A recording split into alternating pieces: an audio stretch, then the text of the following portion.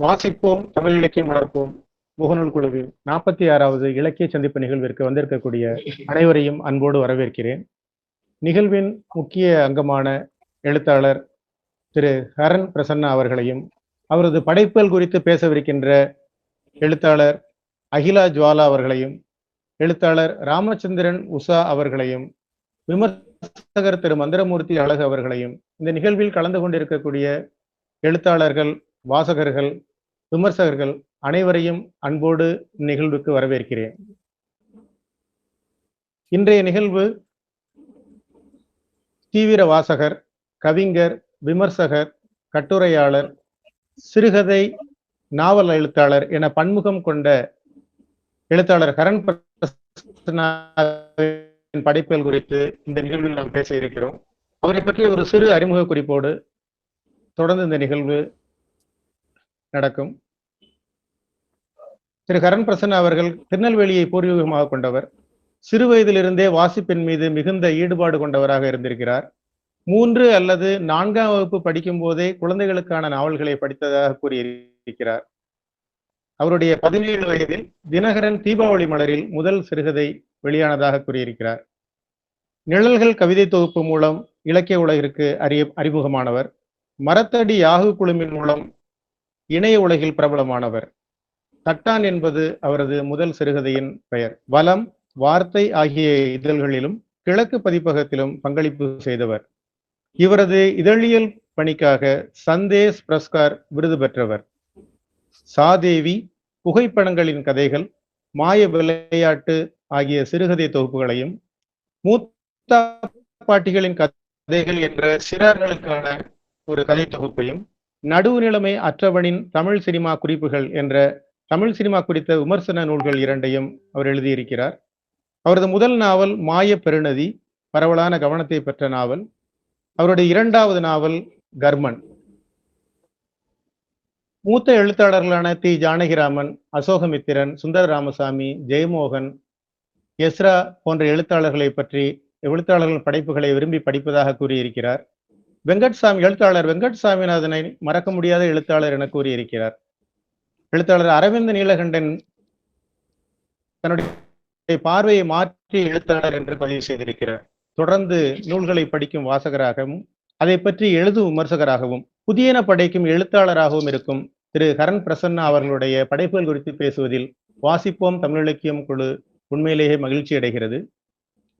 இந்த நிகழ்வின் அவருடைய முதல் நாவலான மாய பெருநதி குறித்து எழுத்தாளர் அகிலா ஜுவாலா அவர்கள் இப்பொழுது பேசவிருக்கிறார். அவரை பற்றிய ஒரு சிறு அறிமுகம். எழுத்தாளர் அகிலா ஜுவாலா ஆங்கில இலக்கியம் கற்றவர். ஆங்கில இலக்கியத்திலும் கல்வியியலிலும் பட்டம் பெற்றவர். அரசு பள்ளியில் ஆங்கில ஆசிரியராக பணி செய்கிறார். பெயர் தெரியாத பூவின் வாசம் என்பது இவரது முதல் கவிதை தொகுப்பு. காட்சிக்கு அப்பால் என்ற கட்டுரை நூலையும் எழுதியிருக்கிறார். திருவள்ளுவர் பட்டறையின் கவி தென்றல் விருது, தமிழ்நாடு எழுத்தாளர் அறக்கட்டளையின் கவிவாணி விருது, மகாகவி பாரதியார் விருது ஆகிய விருதுகளை பெற்றிருக்கிறார்.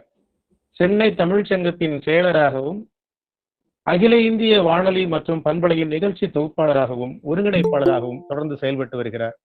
அமுத சுரபி, தினமணி, குமுதம், ஆனந்த விகடன் ஆகிய அச்சு இதழ்களில் தொடர்ந்து எழுதி வருகிறார். எழுத்தாளர் ஹரன் பிரசன்னா அவர்களுடைய முதல் நாவலான மாய பெருநதி குறித்து பேசுவதற்காக எழுத்தாளர் அகிலா ஜுவாலா அவர்களை அன்போடு அழைக்கிறேன். அகிலா மேடம். அனைவருக்கும் என் இனிய மாலை வணக்கம். இந்த இனிய சந்தர்ப்பத்தை உருவாக்கி இலக்கியம் வளர்க்கும் விமர்சகர் மந்திரமூர்த்தி அழகு அவர்களுக்கு நன்றியும் வணக்கமும். இன்றைய வாசிப்போம் தமிழ் இலக்கியம் வளர்ப்பும் கூட்டத்தின் நாயகன் ஹரன் பிரசன்னா, எழுத்தாளர் ராமச்சந்திரன் உஷா, நிகழ்ச்சி ஒருங்கிணைப்பு பொறுப்பேற்றுள்ள எழுத்தாளர் மணி மீனாட்சி சுந்தரம் மற்றும் நிகழ்ச்சியில் பங்கு பெறும் அனைவருக்கும் என் அன்பு வணக்கங்கள். எனக்கு ஹரன் பிரசன்னா பெரிதாக அறிமுகம் இல்லை. ஆனாலும் என்னை அவர் கதையை பற்றி பேச அழைத்ததில் ஒரு சூட்சமும் இருக்கிறது. அறிந்தவர்கள், தெரிந்தவர்கள் ஏதோ ஒரு வகையில் தனிப்பட்ட விருப்பு வெறுப்புகள் கலந்து இருப்பார்கள். ஆனால் எனக்கு முழுக்க இந்த கதையை ஒரு விமர்சன நோக்குடன் முழுமையான ஆர்வத்துடன் படிக்கும் எந்த ஒரு முன்முடிவு இல்லாமல் கதையை கதையாக மட்டுமே பார்க்கும் ஒரு அரிய சந்தர்ப்பம் வாய்த்திருக்கிறது. மாய பெருநதி. கதையின் தலைப்பே ஒரு கவிதையாக ஒலிக்கிறது. படிக்க படிக்க ஒரு நதியின் சூழலில் சிக்கியது போல கதை நம்மை முழுமையாக வசப்படுத்திக் கொள்கிறது. ஒரு மாய உலகத்துக்கு சென்று வந்த பெரும் அனுபவத்தை இந்த கதை எனக்கு தந்தது. E.M. Frost சொல்லியிருக்காங்க, a novel tells a story but more importantly it reveals people அப்படின்ற ஒரு வாசம். இது உண்மையில்தான் மனித மனதுல விந்தையான பாகங்களை தொடர்றது ஒரு அழகான விஷயம். அந்த அழகான விஷயத்த ரொம்ப அருமையா செஞ்சிருக்காரு இந்த ஹரன் பிரசன்னா. இந்த கதை பாத்தீங்கன்னா சமூகம், தத்துவம், அமானுஷ்யம், உளவியல், இந்த மாதிரி நாவல்கள், இந்த மாதிரி கணிப்பெல்லாம் தாண்டி இருக்கு. அதெல்லாம் தாண்டி மேஜிக்கல் ரியாலிசம்னு சொல்லுவாங்க. ரியாலிட்டியும் ஃபேண்டசியும் சட்டிலா கலந்துருக்கும். வாசகர்களுக்கு வந்து இது நிஜமா நடக்குதா இல்ல கற்பனையா அப்படிங்கிற ஒரு ஃபீலிங் கிடைக்கும். அந்த ஃபீலிங் வகை இந்த மேஜிக்கல் ரியாலிசம் டைப்பை சேர்ந்ததுதான் இந்த ஸ்டோரி. இதுல வந்து இவரோட முதல் நாவல் இதுதான் அப்படின்றது வந்து இவரே வந்து எனக்கு இப்ப அனௌன்ஸ் பண்ணா கூட எனக்கு வந்து அதை நம்புறது வந்து ரொம்ப கஷ்டமான விஷயம் தான். ஏன்னா அப்படி ஒரு ஃப்ளோ, அப்படி ஒரு ரொம்ப அனுபவம் மிக்க ஒரு எழுத்தாளனின் வரிகள். அது ஒரு பெரிய நாவலிஸ்டோட 10வது கதையோ 15வது கதையோன்ற மாதிரியான ஒரு ஃபீல் கொடுக்குது அது. இந்த கதையில பாத்தீங்கன்னா ராகவன், மாதவன், ஆனந்தன், இந்த 3 கதாபாத்திரங்கள் இருக்கு. இவர்களோட எண்ண ஓட்டங்களோட தாக்கம் தான் மாய பெருநதியாக இங்க ஆளுமை செய்யுது இந்த கதையை. இந்த கதை பாத்தீங்கன்னா 2 காலகட்டங்கள்ல தன்னோட வச்சிருக்குது. 100 வருடத்துக்கு முந்தைய காலகட்டத்துல நடந்த ஒரு கதை. அதுல 2 முக்கியமான கதாபாத்திரங்கள். அது என்னன்னா அதை பத்தி பேசுவோம்.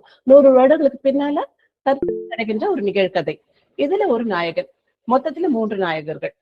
பொதுவாக நம்ம ஒரு பொன்னியின் செல்வன் ஸ்டோரியை படிக்கிறோம்னு வச்சுக்கோங்களேன், உடனே வந்து வந்தியத்தேவனுக்கு, ஆழ்வார்க்கடியானுக்குன்னு, நந்தினிக்கு முக்கியம், அதை மறக்க முடியுமா?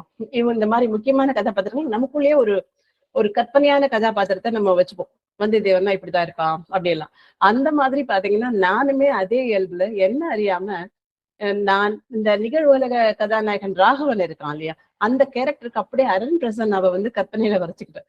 அது ஏன்றதுன்றது தாண்டி அது ஒரு சௌகரியமான விஷயமா இருந்தது. ரொம்ப பக்காவா புரிஞ்சுச்சு. ஒரு எழுத்தாளர், ஒரு பத்திரிகை உலகத்துல வந்து புத்தகங்கள் வெளியிட்டு கொண்டிருக்கிறவர், புத்தக கண்காட்சிகளுக்கு போயிட்டு வர்றவர், அந்த மாதிரி எல்லா விதத்திலுமே அவரோட அந்த விஷயம் வந்து ரொம்ப அழகா வந்து அலைன் ஆச்சு. அதனால அவர் வந்து அந்த அருண் பிரசன்னா தான் ராகவன் என்னை பொறுத்த வரைக்கும். ராகவனின் மனைவி லக்ஷ்மி என்ற அன்பே வடிவான ஆதர்ஷ மனுஷி. கணவனோட எல்லா நிறை குறைகளையும் அவன் உயர்த்தி படிக்கிறான். இப்படி ஒரு பொண்ணா கணவன் உயரம் தொடர்றதுக்காக இத்தனை அவரோட மகிழ்ச்சிக்காக எவ்வளவு அசௌகரியங்களை தாங்கிக்கிறாளா, அப்ப எல்லா அசௌகரியங்களும் புன்னகையோடு தாங்கிக்கிறாளா, இப்படி ஒரு கதாபாத்திரமான பலருக்கு ஆஹா இப்படி ஒருத்தர் இருந்தா நல்லா இருக்குமே நம்ம கூட அப்படி ஏங்க வைக்கிற கதாபாத்திரமா அந்த லட்சுமியோட கதாபாத்திரம் அமைஞ்சிருக்குது. இருவேறு காலகட்டங்கள் நான் முதலே சொன்னேன். இதுல சுவாரஸ்யமான விஷயம்னு எனக்கு முக்கியமா தோணுது வந்து முதன்மையானது என்னன்னா புத்தக கண்காட்சி. அதுல கேட்கும் உரையாடல்கள், சில நுணுக்கமான விஷயங்கள், ப்ரோஸ் அண்ட் கான்ஸ் அப்படின்னு சொல்லுவாங்க. அத போல புத்தக கண்காட்சியில் நடக்கிற அத்தனை விஷயங்களையும் கண் முன்னால் அப்படியே நிறுத்தி எடுத்தாரு ஆசிரியர். நாம என்னமோ அந்த இடத்துல நாமளும் ஒரு இடத்துல நடந்துட்டு இருக்க மாதிரி ஒரு ஃபீல் கொடுக்குறாரு. அந்த கூட சில சின்ன சின்ன அநீதிகள் எங்கதான் இல்ல, அங்கேயும் இருக்குது. அதுல பாத்தீங்கன்னா ஒருத்தருக்கு ஒருத்தர், இப்போ ஒரு 4 பேர் அநீதி பண்ணாங்க, அதுல 2 பேர் அதுல காட்டி கொடுக்குறாங்க இவங்க இப்படி பண்ணிட்டு இருக்காங்கன்னு சொல்லிட்டு. அத கூட யாரையும் பாதிக்காம அதே தெளிவா கதைநாயகன் ராகவன் வந்து சரியான வழியில அவங்க கையாண்டு இருக்கிறார். அது ரொம்ப அழகா காட்டியிருக்காரு கதாசிரியர். இன்னும் ஒரு ஆச்சரியமான விஷயம் என்ன, அந்த 10 அத்தியாயங்கள் போட்டிருக்காரு. இதுக்குன்னே ஒரு சின்ன 10 சின்ன சின்ன சாப்டர்ஸ். அது வந்து ஒவ்வொரு சாப்டர் ஒவ்வொரு நாள் புத்தக கண்காட்சியில் நடக்கிற விஷயங்களை அப்படியே கொண்டு வராரு. பல நாள் கவனிச்சு ஒவ்வொருத்தரோட மன ஓட்டங்கள், நடை, பேச்சு எல்லாத்தையுமே அப்படியே ஒரு புத்தக கண்காட்சி கண்ணுக்குள்ள காட்டியிருக்காரு. அது ஒரு நாவல் வழியா இவ்வளவு அழகா ஒரு விஷயத்த காட்ட முடியும். இன்னும் அந்த இடத்துல நம்ம இருக்கிறோன்ற ஃபீலை கொடுக்குற மாதிரியான வரிகள் அவர் வந்து அவருக்கு சொந்தமானது. பொதுவா வந்து கதை அப்படிங்கிறது வந்து ஏதோ ஒரு முடிவை நோக்கி நகர விஷயமா நான் பார்த்தது இல்லை. கதைங்கிறது ஒரு ஃப்ளோ. அதுல வந்து நான் வந்து சுந்தர ராமசாமி தான் என்னை முதல்ல ரொம்ப அப்படியே கட்டி போட்ட எழுத்தாளர்னு நான் நிறைய படிக்கிறேன். எனக்கு லட்சுமி நாவல்கள் தான் பிடிக்கும், எல்லாருடைய நாவல்கள். அப்படி ஒரு பெண்ணன் பார்த்தா லட்சுமி, பெரிய ஜெயமோகன் சார், எத்தனையோ விமர்சனங்களை தாண்டி ஜெயமோகன் சார், சுந்தர ராமசாமி சார், அப்புறம் தீஜா, எல்லாம். எனக்கு வந்து இந்த இடத்துல அரசியல் கிடையாது, இந்த இடத்துல பாகுபாடுகள் கிடையாது, எல்லாரையும் கலந்து ரசிக்கிற ஒருத்தி நானு. அப்படி இருக்கும் பொழுது ஒவ்வொரு கதையை வந்து முடிவை நோக்கி நகராம அதோட கதாபாத்திரங்களோட நம்மள வந்து பின்னி பணிய சொல்லும் பொழுது அது பெரிய அற்புதமான விஷயமா அமையும். அந்த அற்புதம் வந்து இவரோட கதையில தானா நிகழ்துங்க. மனோதத்துவ ரீதியா சில விஷயங்கள் அணுகியிருக்காரு இவர். ஆழ்மன தேடல்கள் அதுல நிறைய இருக்கு. எனக்கு பொதுவா இந்த மாதிரி ஆழ்மன தேடல்கள் மேக்கப் ஆஃப் டீன்னு சொல்லலாம். அந்த வேர்ல வந்து மாய பெருநதி மேக்கப் ஆஃப் டீ. மாய பெருநதியின் கதை நாயகனே வந்து கனவுகள் தாங்க. அந்த கனவுகள் தான் நாயகன் இருந்தால் நாயகி இருக்கணும்ல. அப்போ நாயகி யாரு அப்படின்னு பாத்தீங்கன்னா தாமிரபரணி நதி. இரண்டு உயிரற்றதா நம்ம கருதும் சில ஜீவன்கள், சில விஷயங்கள் அது வந்து இந்த கதையை கேரி பண்ணிட்டு போகுது. ரொம்ப அழகா கனவுகள் இங்க ஜாலம் புரியுது. ராகவனோட கனவு, ஆனந்தனுக்கு ஒரு கனவு, மாதவனுக்கு ஒரு கனவு என கனவுகள் முழுமையாக உணர்வலைகளை நம்ம தாளாட்டுது. தூக்கத்தில் வரும் தூங்க விடாமல் செய்யும் அந்த கனவுகள் ராகவனை, ஆனந்தனை, மாதவனை எதை நோக்கி நகர்த்துது அப்படிங்கிறதுதான் இந்த கதையோட சாரம் சொல்லலாம். சில வினோதமான கனவுகள் வந்தபடியே இருக்கின்றன. ஏன் வருகின்றன என்பதை யூகிக்கவே முடியவில்லை. பல கனவுகள் காலை எழுந்ததும் மறந்து விடுகின்றன. அந்த கனவு நிகழும் போது மறுநாள் எழுந்ததும் அனைவரிடமும் சொல்ல வேண்டும் என நினைத்துக் கொள்வேன். ஆனால் அப்படி சொல்ல முடிவதில்லை. மறுநாள் கனவோ அல்லது நான் அப்படி ஏன் நினைத்தேன் என்ற இதுவே ஞாபகமே இருக்காது. ஏதோ ஒரு சமயத்தில் அது ஒரு மின்னலை போல நினைவு கோரும் நாளாவட்டத்தில் மறைந்து போகும். இது யாருடைய வரிகள்? யாருன்னா அரண் பிரசன்னாவோட வரிகள் தான். அவரோட வலைப்பதிவுல பார்த்தேன். இந்த அந்த கனவுகள் என்பது பொதுவா நிறைவேறாத ஆசைகளோட வெளிப்பாடு அப்படின்னு சொல்லுவாங்க. சிக்மண்ட் ஃப்ராய்டோட அது கருத்து அது. இங்க வந்து கனவு வந்து வாழ்க்கையோட தவிர்க்க முடியாத பகுதியா இருந்தது. இந்த கதையில கனவுகள் தான் கதாபாத்திரங்களை நகர்த்தி செல்லுது. தாமிரபரணி எல்லாவற்றுக்கும் சாட்சியாய் தாய்மையோட கம்பீரத்தோட பாரம் தாங்குது. அது ஆனந்தனை அரவணைச்சுக்குதுங்க. மாதவனுக்கு ஆறுதல் தருது. ராகவனுக்கு பாடம் நடத்துது. ஒரு கதையில ஒரு நதியோட அமைதியான ஓட்டம் இத்தனை விஷயங்களை செய்ய முடியும்னா செய்ய முடியும்னு காட்டியிருக்காரு அரண் பிரசன்னா. அரண் வந்து ஒரு சின்ன விஷயத்த நம்ம அரண் நடிகர் கமலஹாசனின் ரசிகரோ அப்படின்ட்டு ஒரு சின்ன எக்ஸ்கியூஸ் மீ சாரி மன்னிக்கும். அரண் வந்து கமலஹாசன் ரசிகரும் சந்தேகிக்கிற வழிகளில வந்து ரொமான்ஸ்ல ரொம்ப அசத்துறாரு. அங்க இங்க கொஞ்சம் பாலகுமாரனோட சாயல். அது எனக்கு மட்டும்தான் தோணுதான்றது கதை படிச்சவங்க தான் கதாசிரியரே சொன்னாலும் சரி. இங்கே காதலும் நெருக்கமும் கூட மனதளவில் மனிதனை துயர்களிலிருந்து மன அழுத்தங்களிலிருந்து தேற்றும் மருந்து போல இருக்குது. மாதவன் ஆனந்தன் இருவரிடையே யாரை ஊர்ல மனம் செய்ய போகிறாள்? இந்த கதை ஒரு முக்கோண காதல் கதையா இருக்குமோ என வாசகர்களிடையே எழும் அத்தனை கேள்விகளையும் தாண்டி கதை நாம் எதிர்பார்த்த திசையை தாண்டி எதிர்பாராத திசையை பயணிக்கிறது. அதனால் நாவலின் வெற்றி. ஒருத்தர் கமெண்ட் பண்ணியிருக்காரு, அது கமலஹாசன் ரசிகர் தான் ஹரன். கணிப்பு சரிதான். அவரை பற்றி முன்னும் பின்னும் தெரியாமல் இருந்தாலும் நான் சரியாகவே கணித்திருக்கிறேன். நன்றி. தேஜாவின் பாயசம் சிறுகதை வந்து பார்த்திருப்பீங்க நீங்க. அது ஒரு மாஸ்டர் பீஸ்.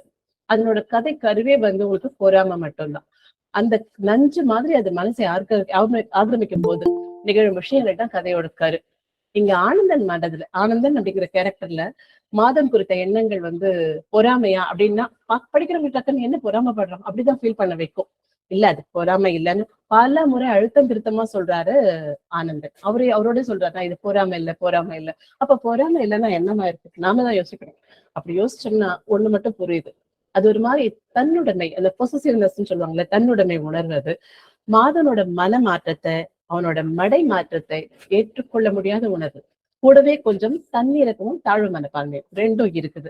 அது கேரக்டர் அனாலிசிஸ் பண்ணும்பொழுது, சைக்கலாஜிக்கல் அனாலிசிஸ் பண்ணும்பொழுது இதெல்லாம் புரிய முடிச்சுக்குது. இதை மிக அழகா கையாண்டிருக்கிறார் கதாசிரியர். மாதவனுக்கும் ஆனந்தனுக்குமான பிணைப்பை அதை விடவே இருவரின் அம்மாக்களின் பிணைப்பு இன்னும் இணக்கமாக இருக்குது. சின்ன சின்ன விட்டு கொடுத்தல், தன்னை விட அடுத்தவருக்காக யோசிப்பது என பல அழகியல்கள். இது பெண்களுக்கு நடுவுல பொறாமை இல்லாம ஒருத்தருக்காக ஒருத்தர் யோசிக்கிற ஒரு அழகான விஷயம் அது. மாதவனோட சின்ன பிரிவை, அவனோட வேறு திசை பயணத்தை தாங்கிக் கொள்ள முடியாமல் தவிக்கின்ற ஆனந்தனின் தவிப்பு, இந்த தவிப்புக்கு வடிகாலா இருக்கிறது வந்து ஊர்மிளா, அந்த கேரக்டர். எல்லாம் அறிந்தும் அமைதி காக்கும் மாதவன். இந்த உணர்வு போராட்டங்கள் பத்தி எதுவுமே தெரியாம பல ஆண்டுகளுக்கு பிறகு பிறந்து கனவுகளால் உந்தப்பட்டு மாய பெருநதியை ஆனந்தன் அப்படிங்கிற பேர்லயே படைக்கும் ராகவன். கதை வந்து எக்ஸலண்ட், ரொம்ப நல்லா இருந்தது. சில இடங்கள்ல ஆன்மீக பாதையிலும் அது பயணிச்சது. கதையில வந்து தசபுஜம் கொண்ட ஆஞ்சநேயர் சிலை, மாதவன், ராமாராவ், மடாதிபதிகள் ஆன்மீக தொடர்புடன் இருக்கிறாங்க. மத்தவங்க எல்லாம் பாத்தீங்கன்னா அன்றாட வாழ்வில் தன்னை கரைப்பவர்களாக சமூக நாவலின் சாராம்சத்தோட கதை தொடருது. நாவலை படிச்ச போது மாதவன், ஆனந்தன் இருவரில் இவங்கதான் சரி, இல்ல மாதவன் ரொம்ப உயர்ந்த கருத்துக்களோட இருக்கான, மாதவன் தான் சரி, இல்ல ஆனந்தன் வந்து சராசரி மனுஷன், அவன் பிடிக்கல அப்படிலாம் தீர்ப்பெல்லாம் எழுத கூடாது, எழுதவும் முடியாதுங்க. மாதவனை போல சிலர் இருக்காங்க, ஆனந்தனை போல பலர் இருக்காங்க. இதுதான் நிதர்சனம். அன்றாட வாழ்வில் நிறைய ஆனந்தன்கள், அபூர்வமாய் சில மாதவன்கள், இப்படிதான் நம்ம வாழ்ந்துட்டு இருக்கோம். இதுல பிடித்த கதாபாத்திரம்னா பலருக்கு மாதவனா தோணினாலும் என்னை பொறுத்த வரைக்கும் ஆனந்தன் கதாபாத்திரம் தான் ரொம்பவுமே ஏத்துதுன்னு சொல்லுவேன். ஏன்னா வந்து அவன் ரொம்ப சராசரி, ரொம்ப ரொம்ப சராசரி. கோவப்படுறான், டென்ஷன் ஆகுறான், அவன் மட்டும் போறானே, அவனுக்கு சான்ஸ்கிரிட் நல்லா வருது, எனக்கு சான்ஸ்கிரிட் நல்லா வரல, அவனால பண்ண முடியுது, என்னால பண்ண முடியலன்னு ஒப்பிட்டு பாத்துக்கலாம். எல்லாம் இருக்கு. சராசரி தான், சஞ்சலம் நிறைந்தவன் தான். ஆனா அதையெல்லாம் தாண்டி குற்ற உணர்வுகளில் ஊசலாடுபவன். அவன் சராசரி மனிதர்களின் சாராம்சம். விருப்புக்கும் வெறுப்புக்கும் தீமைக்கும் நன்மைக்கும் நடுவில் அந்த ஊசலாடும் அந்த சாமானியனின் பாடல் அருமை அருமை அருமையா விளக்கியிருக்காரு. அது அது ரொம்ப கீனா வாட்ச் பண்ணா புரியும். ஐயோ இப்படி போராடுறான், அவன் மனசுக்குள்ள எப்படியெல்லாம் யோசிச்சுட்டு இருக்கான் அந்த அந்த கேரக்டர் பத்தி. அவ வந்து தான் செஞ்ச சரின்னு நினைக்கல, உள்ளுக்குள்ள அதை பத்தியே யோசனைகளோடயே கிடக்குறான் தன் வாழ்க்கை. இதுதானே எல்லா சாமானியங்களோட பாடம். இதை இவ்வளவு அழகா யாரால சொல்ல முடியும்? இடையில் ஊசலாடும் உணர்வுகளை எல்லாத்தையுமே தவிர்க்க அவனுக்கு 2 உணர்வுகள் தேவைப்படுது. உணர்வாதான் சொல்வேன் இந்த இடத்துல ஊர்மிளாவை. காதல்ன்ற உணர்வு, ஊர்மிளான்ற உணர்வும் தான். அது 2த்தையும் வச்சு அவன் தன்னை போத்திக்கிறான். தன்னோட எல்லா உணர்வுகளையும் மறைச்சுக்கிறான், தன்னோட எல்லா உணர்வுகளையும் போத்தி காப்பாத்திக்கிறான் தன்னை. அப்படிப்பட்ட மனுஷன் தன் எல்லா துயர்களில் இருந்தும் இன்பங்களில் இருந்தும் காகியத்தை கொட்ட ஆரம்பிக்கிறான். ஒரு பீரியட்ல வந்து எல்லாத்தையும் எழுத ஆரம்பிக்கிறான். எனக்கும் அவனுக்கும் இருக்க விஷயங்கள் அது என்னன்னு தெரியல, என்னவோ வந்து எழுத ஆரம்பிக்கிறான். இத்தனை பிரச்சனைக்கு நடுவில் எழுத ஆரம்பிக்கும் போது அது ஒரு மன ரீதியான தளர்வு அவனுக்கு கொடுக்குது. அது கொடுக்கும் பொழுது அவன் மனசு கொஞ்சம் கொஞ்சமா தெளிவாகி கொஞ்சம் நார்மலைஸ் ஆகுறான். அவன் மனைவி கூட ரொம்ப சந்தோஷப்படுறா, பரவாயில்ல அவன் நல்லா ஆயிட்டா அப்படின்னு சொல்லிட்டு. ஆனா அவன் கடைசியில தாமிரபரணி ஆற்றுல தான் தன்னோட வாழ்க்கைய கரைச்சுக்கிறான்னு தான் சொல்லணும். தன்னோட வாழ்க்கையை முடிச்சுக்கிறான்னு சொல்றத கரைக்கிறான். அந்த இடத்துல மனசு கதைக்குது, ரொம்ப கலக்குது. இலக்கியம்ன்றது ரொம்ப பெரிய விஷயங்க. அது எப்படின்னா எது மனசை தொடுதோ அது மட்டும்தான் இலக்கியமா இருக்க முடியும். அது இன்னும் ஆழமா நம்ம மனக்கழிவுகள், நம்மளோட டஸ்ட் பார்ட்டை வந்து நமக்கு வெளிச்சம் போட்டு காட்டணும். அந்த காட்டுச்சுன்னா அது மாதிரி ஒரு பெரிய இலக்கியம் எதுவுமே இருக்காது. கழுவி தொடச்சது போல இருக்கணும் நம்ம மனசு. அப்படி உணர்வு செஞ்சாதான் அது தகுதி மிக்க இலக்கியம்னு நான் சொல்லுவேன். சுஜாதா சொன்னார் இல்லையா, கடையாழி பத்திரிகை கட்டுரை ஒண்ணுத்துல, அந்த சிறுமி குளிரில் அடுக்கிக் கொண்டிருக்கிறாள், என்னிடம் உள்ள புத்தகங்களை எல்லாம் எரித்து அவளுக்கு வெம்மை தர வேண்டும் என்று தோன்றுகிறது. இதுதான் இலக்கியம்.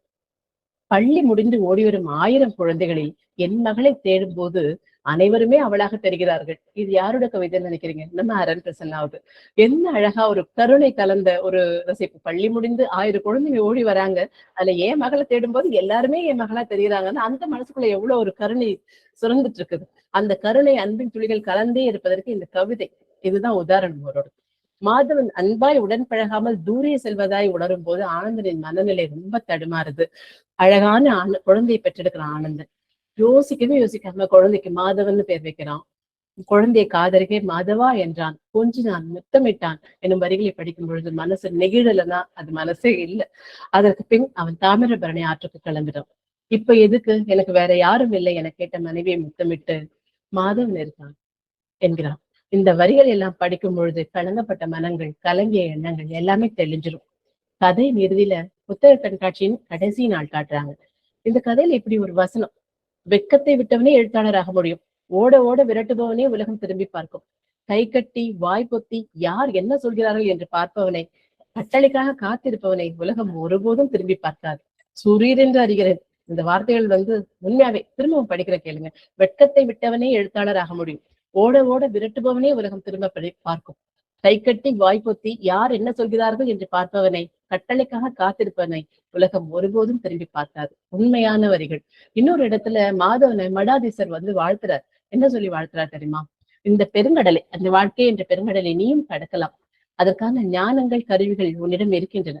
தவம், புலனடக்கம், தைரியம், இரக்கம் போன்ற குணங்கள் உனக்கு கடலை கடக்க தோணியாகட்டும் அப்படின்ட்டு சொல்றாரு. ரொம்ப அழகான வாழ்த்து. ஆன்மீகத்துல நம்பிக்கை இருக்கணும் இல்ல, அதெல்லாம் அவசியம் இல்லை. அரண் பிரசன்னாவே சொல்லியிருக்காரு, எனக்கு அந்த அளவுக்கு இருக்கான்னு தெரியலன்ட்டு. ஆனா அதை தாண்டி எல்லாரும் வாழணும், நல்ல விதமா வாழணும்னா இந்த எண்ணங்கள் வந்து எல்லாருக்கும் பொதுவான வழிகள். இந்த மாதிரி ஆழ்மனதுக்கு ஆணி அடிக்கிற மாதிரி வரிகள் கதாசிரியரோட மிகப்பெரிய பலம்னு சொல்லலாம். நிலம், நதி, மாய பெருங்கலம், ஆகாயம், மாய ஆட்டம், நீராடி, இறுதியாக மாய பெருந்தி, இதெல்லாம் வந்து அவரோட அத்தியாயங்களோட பெயர்கள். எனக்கு ராகவனோட யதி படிச்சிருக்கேன், 1500 பக்கத்துக்கு மேல. அரண் பிரசன்னாவோட மாய பெருநதியும் படிச்சிருக்கேன். இதெல்லாம் வந்து ஒரு கதைன்னு ஒரு சின்ன இது கதை, மாய பெருநதின்னு ஒரு கதை படிச்சேன் அப்படி சொல்லிடவே முடியாது. அது நம்ம கட்டி போடுற ஒரு மந்திர கயிறு. ஒவ்வொரு முறை படிக்கும் போதும் புதுசு புதுசா ஒரு உணர்வுகள், புதுசு புதுசா ஏதோ நமக்கு சொல்லி கொடுத்துட்டே இருக்குது. வாழும் எல்லா தருணங்களிலும் நிழலாய் நம்மளோட பயணிக்க முடிந்த கதாபாத்திரங்கள் அங்க இருக்குது. பொதுவா எழுத்துன்றது எழுத்தாளரோட தவம் அப்படின்னு சொல்லுவாங்க. ஆனா வரம் கிடைக்கிறது என்னமோ அதை ரசிச்சு படிக்கும் வாசகர்களுக்கு தான். அந்த வகையில மாய பெருநதியும் ஒரு வரம் தாங்க. அந்த வரம் எனக்கு வாச்சதுல எனக்கு ரொம்ப மகிழ்ச்சி.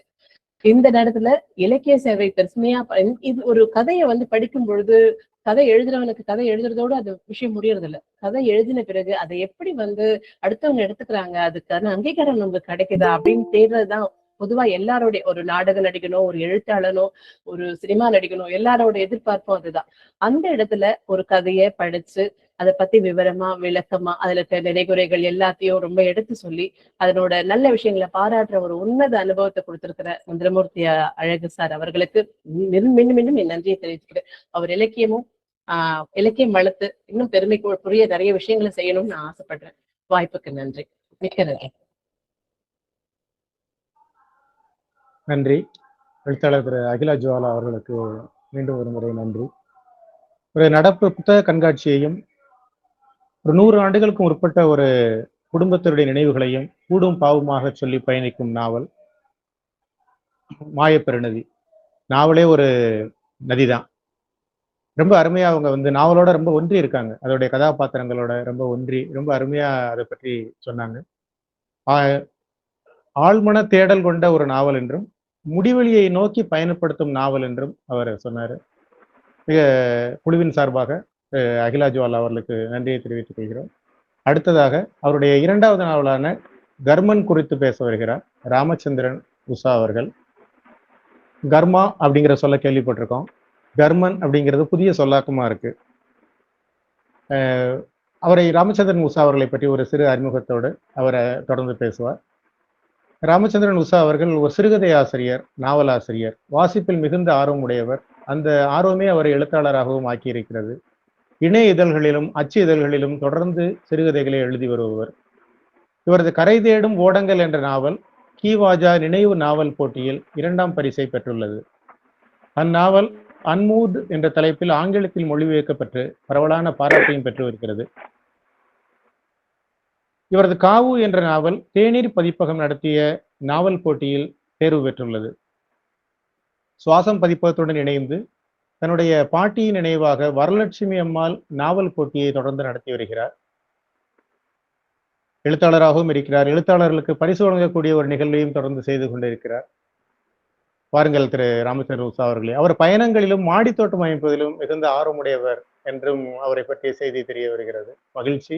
வாருங்கள். அவருடைய கர்மன் நாவல் குறித்து பேச வருகிறார்.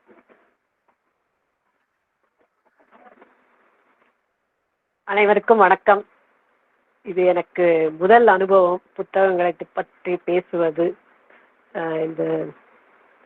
அதனால ஏதாவது தவறு இருந்தா மன்னித்து விடுங்கள், முதலையே கேட்டு விடுகிறேன்.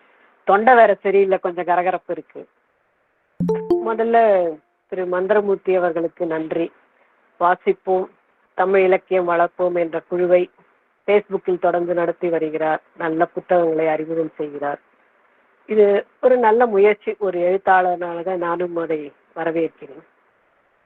பிரசன்னா எனக்கு ஒரு 20-22 வருடம் நட்புன்னு சொல்லலாம். நட்புனால அதனால அவர் எழுதுனதெல்லாம் நல்லா இருக்குன்னு நல்லா சொல்லிட மாட்டேன். ஆனா இந்த கர்மன் நாவல் என்னை உலுக்கிடுச்சு. அது காரணம் என்னன்னா, அதே கேள்விகள் எனக்கும் இருந்தது. அது என்ன கேள்விகள் என்பதை நான் கடைசி சொல்கிறேன். எனக்கு கடவுள் நம்பிக்கை இல்லை. இந்த கர்மா விதி, தலைவிதி இதிலெல்லாம் நான் நம்ப மாட்டேன். ஏன்னா இந்த கேள்விகளுக்கெல்லாம் பதில் சொல்வார்களை தவிர அந்த பதில் எல்லாம் என்னால ஏத்துக்க முடியாது. நான் ஏதாவது பாவம் செஞ்சிருந்தா அது இந்த ஜென்மத்தில் எனக்கு தண்டனை கிடைத்தால் சரி. எல்லாரும் என்ன சொல்றாரு, போன ஜென்மத்துல பண்ணது அப்படின்னு. போன ஜென்மத்துல பண்ணதுன்னா அதுக்கு நான் எப்படி பொறுப்பாகும்? அடுத்தது ஒரு ஒரு ஒரு பெரிய இது வந்தது, நம்ம கஷ்டம் வந்ததுன்னு வச்சுக்கோங்க. போன ஜென்மத்துல நீ பாவம் பண்ணிருக்க. அந்த பாவம் ஏன் செஞ்சோம்? அதை செய்ய தூண்டியது யாரு? அது என்ன காரணம்? இந்த மாதிரி கேள்விகள் எனக்கு சின்ன வயசுல இருந்தே வரும்.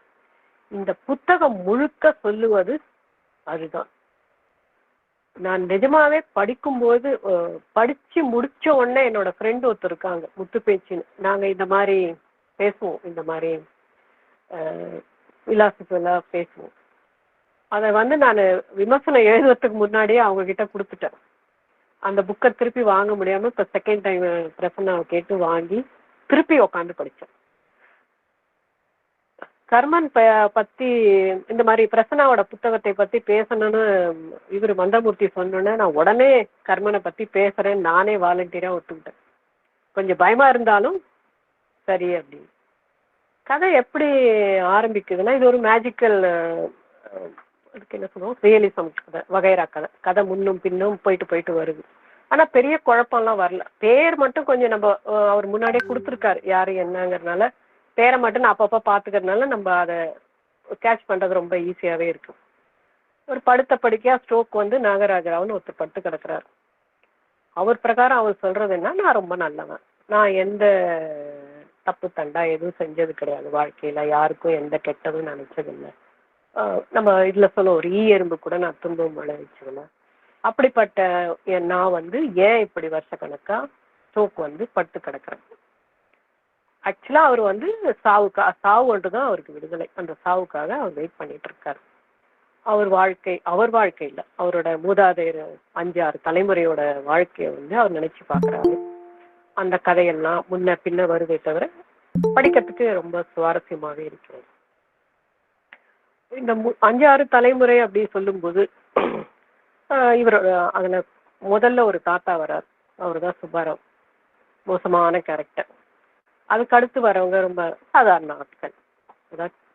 அதாவது வாழ்க்கையில் நம்ம எல்லாம் தவறுகள் ஏதாவது பண்றோம், மற்றவங்கள ஹர்ட் பண்றோம், இதெல்லாம் இருக்கும். ஆனா கேடுகட்ட ஜென்மங்கள்னு சிலர்லாம் உண்டு இல்லை, அந்த மாதிரி அந்த ஆள் அப்படிதான். ஒரு பெண்ணு மேல ரொம்ப ஆசை வச்சு அவ பின்னாடியே அழிஞ்சு அவ திரும்பி கூட பாக்குறது இல்லை, அது ஒரு கதை. அவர் வந்து அவரோட கேரக்டரும் மற்ற பெண்கள் கிட்ட எல்லாம் போறது இந்த மாதிரிலாம் ஒரு மாதிரி. அவங்க மகனுங்களுக்கு என்னன்னா, தனக்கு வர உண்டு இல்லை, நம்ம இதில் தாத்தா மாதிரி பேரன் அப்படின்னு சொல்லிட்டு போறாங்கன்னு கொஞ்சம் எக்ஸென்ட்ரிக்கா ஒரு குழந்தை பிறந்தோன்னா அதை வந்து பார்த்து பார்த்து வளர்க்குறாங்க. ஆனா அவங்களுக்கும் பயம் வருது, தாத்தாவோட குணத்தை இது வந்துருமானா. கரெக்டா பார்த்தா அதே மாதிரி வருதுன்னு சொல்லலாம். அதாவது இது 3வது தலைமுறை. அவனோட அவன் வீட்டை விட்டு ஓடுறதுக்கு ஒரு காரணம் சொல்றாங்க. குழந்தை, ஒரு பெண் குழந்தைக்கு அவன் ஏதோ பண்ணிட்டாங்கிற மாதிரி. அது சரியா அவரு சொல்லலை, இது நாமளே ஒரு மாதிரி கெஸ் பண்ண வேண்டி இருக்கு. கடைசி வரைக்கும் அது அவன் என்ன பண்ணாங்கிறது நம்ம எழுத்தாளர் சொல்லவே இல்லை. அடுத்தது அவன் மனைவி இறக்குறது ரொம்பவே கொடுமை, ரொம்ப மாதிரி பாவமா ஆயிடுச்சு. மனசெல்லாம் நடுங்கி போச்சு அவன் இறந்தது. இப்படியெல்லாம் வந்து முன்ன பின்ன நாவல் வந்து நகர்ந்துட்டு வருது. நாவல் திரும்ப அப்போ வந்து இந்த நாகராஜராவ் படுக்கையா கிடக்குறாருல, அவர் கடைசி காலம் நெருங்குதுங்கிற மாதிரி வரும்போது ஒரு உருவம் அவர் கண்ணுக்கு தெரியுது. வந்து பார்த்தேன், யாருன்னு கேட்டா நான் தான் கர்மன் அப்படின்னு சொல்றேன். கர்மன்னா கர்மாவோட ஒரு உருவம், அவன் செஞ்ச பாவம் புண்ணிய பாவத்துக்கு ஒரு உருவம் கொடுத்து அதுதான் கர்மா. பொதுவா கர்மாங்கிறது நம்ம என்ன சொல்றது, கெட்டதுக்கு தான் சொல்றாங்க. நம்ம பண்ண தவறுக்கு தான் ஒரு உருவத்தை வந்து கர்மா, உன்னோட கர்மா அப்படிங்கிறது. இந்த கர்மா வந்து நல்லதா சொல்லி நான் கேட்டதே கிடையாது, இல்லை நான் கேட்டது இல்லை, ஒருவேளை நல்லது உண்டு தெரியல. பட் கர்மாங்கிறது பொதுவா நீ பண்ண தவறு அது கர்மா அப்படின்னு சொல்லிடுவோம். அந்த கர்மா கிட்ட இவன் கேள்வி எல்லாம் கேட்கறான். இப்ப நான் முதல்ல சொன்னேன்ல அதே கேள்வி. எனக்கு அதை படிச்சுட்டு நிஜமாவே எனக்கு பிரசன்னா கிட்ட ரொம்ப ஆச்சரியப்பட்டு போச்சு. எப்படி இதே கேள்வியை தான் நானும் கேட்டுக்கிட்டு எனக்கு அந்த நம்பிக்கை இல்லாதனால என்னோட கொள்கை என்னன்னா, எனக்கு வர்றதை நான் ஏத்துக்கிறேன், அவ்வளவுதான். அதுக்கு மேல கேள்வியே நான் கேட்கறது கிடையாது. வாழ்க்கையில் பிரச்சனை இல்லாதவங்களே கிடையாது, எனக்கும் நிறைய ப்ராப்ளம் தலைவலிகள்னு எல்லாம் இருக்கு. ஆனா நான் ஏத்துக்க வேண்டியதுதான், இது புத்தர் சொன்னதுதான், அக்செப்ட் பண்ணிக்க வேண்டியதுதான், வேற வழி இல்லை. அதையே தான் ஒரு கதையில சொல்றேன். அதை வந்து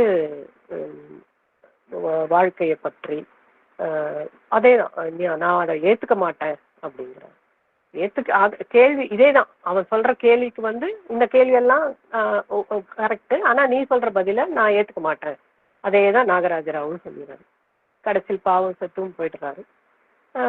வேதவியாசனோட கதைகள், அதுக்கு முன்னாடி அவனோட சுப்பாராவின் கதைகள், சுப்பாராவோட மகனோட கதைகள், வேதவியாசனோட பிள்ளைகளோட கதைகள்லாம் ரொம்ப வரல.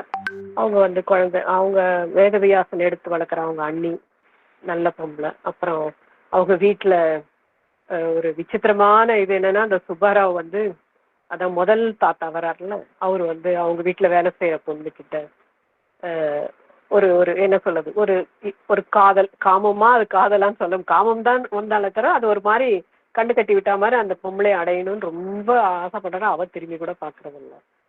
இப்படி வந்து கதைகள் வந்து ரொம்ப வசனங்கள், அந்த டைலாக்ஸ் எல்லாம் ரொம்ப நல்லா இருக்கு.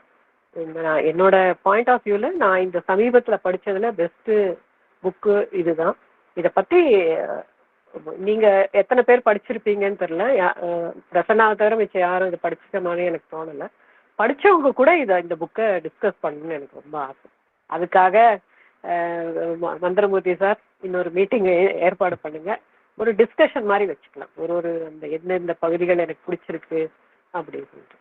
நன்றி, வணக்கம். எவ்வளவு நேரம் பேசினதுலாம் எனக்கு தெரியல, சாரி. Okay, thank you. நன்றி திரு எழுத்தாளர் அமிர்தசர் உஷா அவர்களுக்கு நன்றி. ஒரு கர்மாவை பற்றி நம்பிக்கை இல்லாத ஒருத்தர் கர்மன் அப்படிங்கிற நாவலை பற்றி பேசிய ஒரு விதம் ரொம்ப சிறப்பாக இருந்தது. ரொம்ப ஆழமான ஒரு சப்ஜெக்ட் கர்மாவை பற்றி பேசுவது என்பது. 3 வித விதி, தமிழ்ல ஒரு சரியான சொல்லுங்கிறது விதி. 3 விதமான விதிகள் இருக்கு நமக்கு. அத 3 விதமான விதிகளையும் சொல்லக்கூடிய ஒரு பழைய நாவல் நம்மகிட்ட இருக்கு. அதான் சிலப்பதிகாரம். 3 விதமான கர்மாவை பற்றி சொல்லக்கூடிய நாவல். எனக்கு அந்த கர்மன் நாவலை படிக்கல. நீங்க சொன்ன உடனே அதை படிக்கணுங்கிற ஆசை எனக்கு அதிகமா இருக்கு. கண்டிப்பா அதை படிச்சு அதை எழுதணும் அப்படின்னு நான் நினைக்கிறேன். நான் அது பற்றிய ஒரு பார்வை தேடல் எனக்கு இருக்கிறதுனால அதை படிக்கணுங்கிற ஆர்வம் எனக்கு அதிகமா இருக்கு. மிகச் சிறப்பா அதை பற்றி சொன்னீங்க. ஒரு நீண்ட ஒரு சின்ன ஒரு பகுதியில பேச முடியக்கூடிய நாவல் இல்ல அது. இன்னும் ஒரு பெரிய ஒரு தனியாக ஒரு உரையாடல் வைக்கணும் அப்படின்னு நீங்க கேட்டிருக்கீங்க. சார் அதை பரிசீலனை பண்ணுவாருன்னு நான் நினைக்கிறேன். அடுத்ததாக திரு மந்திரமூர்த்தி அழகு அவர்களை அழைக்கிறேன். அவர் திரு ஹரன் பிரசன்னா அவருடைய சிறுகதைகளை பற்றி அவர் பேச வருகிறார். அவரை பற்றிய ஒரு நன்கு அறிமுகமான ஒருவர். அவரை பற்றிய ஒரு சிறு அறிமுகத்தோடு திரு மந்திரமூர்த்தி அழகு அவர்கள் நவீன கால தமிழ் இலக்கியத்தின் விமர்சன முகம். விமர்சனத்திற்காகவே வாசிப்போம் தமிழ் இலக்கியம் வளர்ப்போம் என்ற ஒரு முகநூல் குழுவை அட்மினாக இருந்து நடத்தி வருகிறார். தமிழில் வெளிவந்த எல்லா படைப்புகளையும் குறித்த விமர்சனம் அதில் தொடர்ந்து நாள்தோறும் வெளிவந்து கொண்டிருக்கின்றது. ஒவ்வொரு மாதமும் அதிகமான எண்ணிக்கையில் எழுதக்கூடியவர்களுக்கு அவர் பரிசு தந்து அந்த நிகழ்வை ஊக்குவிக்கின்றார். ஒரு வாசகர், விமர்சகர், எழுத்தாளர் ஆகிய மூவருக்கும் ஒரு முக்கியமான ஒரு இணைப்பு பாலமாக அவர் தொடர்ந்து ஓய்வில்லாமல் செயல்பட்டு கொண்டிருக்கிறார் என்றுதான் சொல்ல வேண்டும். அவருக்கு ஒரு வாசகராக நான் அவருக்கு இந்த நேரத்தில் ஒரு நன்றியை தெரிவித்துக் கொள்கிறேன். அவரது இலக்கிய செயல்பாடுகளுக்காக எழுத்தாளர் ஜெயமோகனின் 2024ஆம் ஆண்டு விஷ்ணுபுரம் விழாவிற்கு சிறப்பு விருந்தினராக அழைக்கப்பட்டு கௌரவிக்கப்பட்டவர். இப்பொழுது ஒவ்வொரு மாதமும் இணைய இதழ்களில் வெளியாகக்கூடிய அத்துணை சிறுகதைகளையும் படித்து தேர்ந்த சிறுகதைகளை தேர்ந்தெடுத்து சொல்வனம் இணைய இதழ் திரு தினேஷ் ஜெயபாலுடைய இணைந்து அவர் உரையாடலை நிகழ்த்தி வருவது மிகுந்த அற்புதமாக இருக்கிறது. பரவலான ஒரு பாராட்டையும் பெற்று வருகிறது அந்த நிகழ்வு. தொடர்ந்து தன்னுடைய இலக்கிய செயல்பாட்டை ஒரு முறைப்படுத்தி மிக தீவிரமாக கொண்டு சென்றிருக்கக்கூடிய விமர்சகர் திரு மந்திரமூர்த்தி அழகு அவர்களை திரு ஹரன் பிரசன்னா அவர்களுடைய சிறுகதைகள் குறித்து பேசுவதற்காக அன்போடு அழைக்கிறேன். வாசிப்போம் தமிழ் இலக்கியம் வளர்ப்போம் நடத்துகின்ற இந்த கூட்டத்திற்கு வருகை தந்திருக்கின்ற நண்பர்கள் அனைவருக்கும் எனது மகிழ்ச்சியையும் அன்பையும் வணக்கத்தையும் முதலில் தெரிவித்துக் கொள்கிறேன்.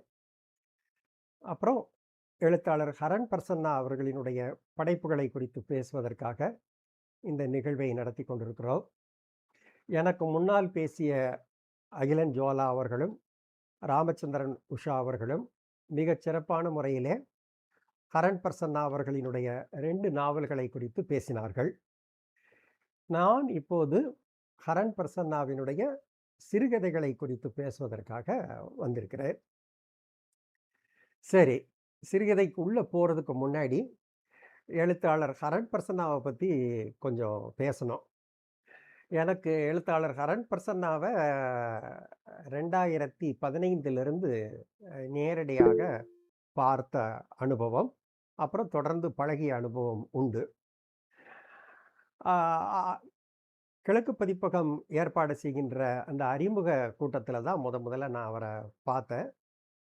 அப்புறம் நம்ம இந்த வாசிப்போம் தமிழ் இலக்கியம் வளர்ப்போம் குழு ஆரம்பிச்சதுக்கு அப்புறம் இந்த அலமாரி அப்படின்னு ஒரு மூலமா கிழக்கு பதிப்பகம் வந்து சிறந்த பதிவுகளுக்கு 200 ரூபாய் மதிப்புள்ள புத்தகங்களை பரிசாக வழங்கியது.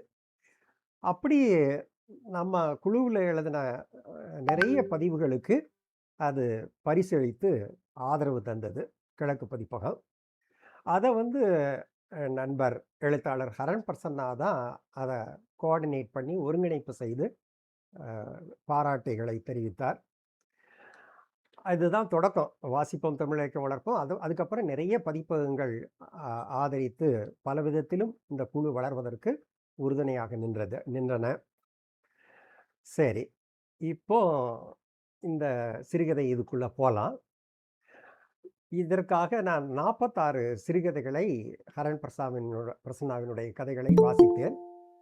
அவர் சுமார் 60 சிறுகதைகளை எழுதியிருக்கிறார்.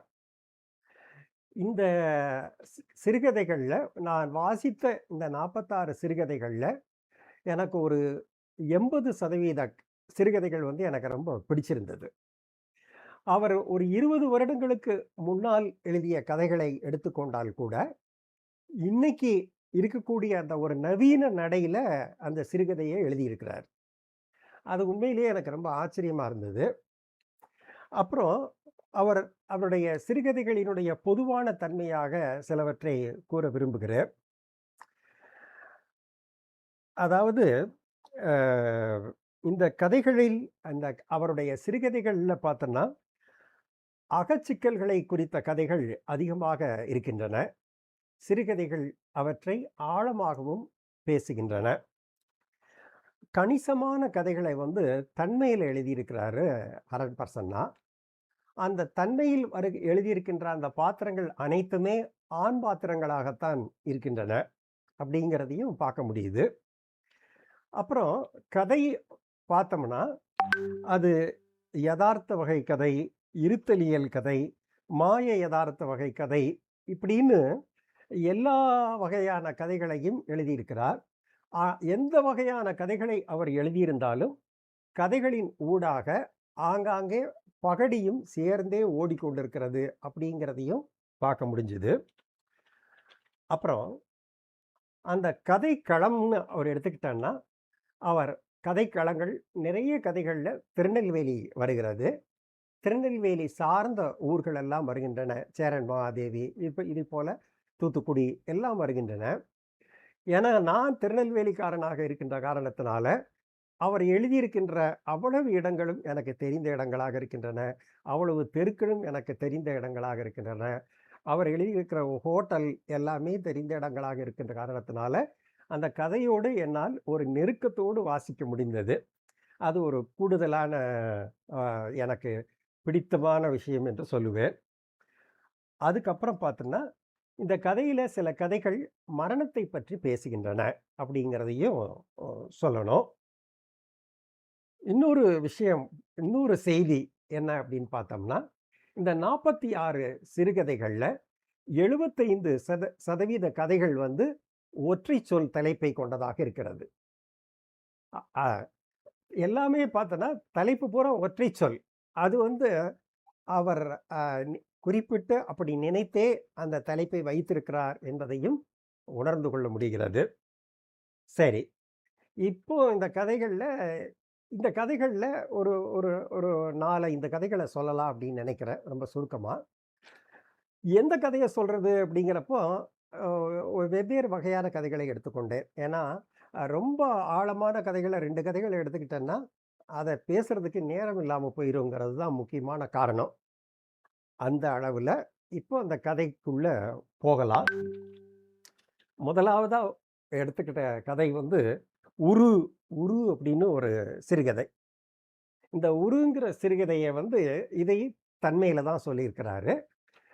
இதில் இருக்கிற அந்த கதை சொல்லி வந்து தூத்துக்குடி பின்னணியில் இருக்கின்ற ஒரு கெமிக்கல் ஃபேக்ட்ரியில் வேலை செய்கிறான் இந்த கதையினுடைய கதை சொல்லி. அந்த கதை சொல்லிக்கு ஒரு நெருக்கமான நண்பன். அந்த நண்பனை பத்தின கதை தான் இந்த கதை. நண்பனுக்கும் அவனுக்கும் உள்ள தொடர்பு இதெல்லாம். அந்த கேரக்டரை வந்து அந்த நண்பன் கேரக்டர், அந்த சுச்சா, சுரேஷ் சீனிவாசன், அவனை அழைக்கிற பேர் வந்து சுச்சா.